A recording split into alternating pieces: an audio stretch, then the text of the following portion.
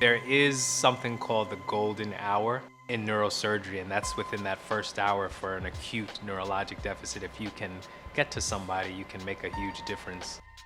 Right after evaluating Officer Tepfer in the emergency room, time was of the essence, and we rolled him right here to this very operating room. That's what a trauma center is for. I'm a patrol sergeant for the Corinth Police Department.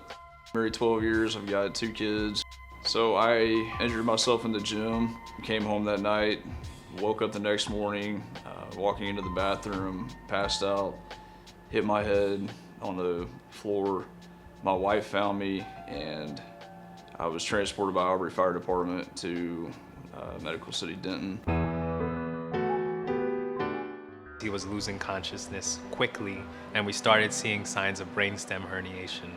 So he had a left-sided hemorrhage, and it started putting pressure on his third cranial nerve, and so the pupil in his left eye started dilating and then stopped reacting. So that means it's a dire emergency, especially for his diagnosis, which was an epidural hematoma. It's a dire emergency. So I remember quickly praying, rushing him to the operating room, and just completing the operation and praying again.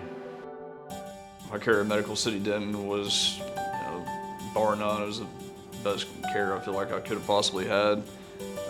Just getting a chance to know Dr. Boah, he's just a rock star. Very professional, very informative, and very supportive during my recovery.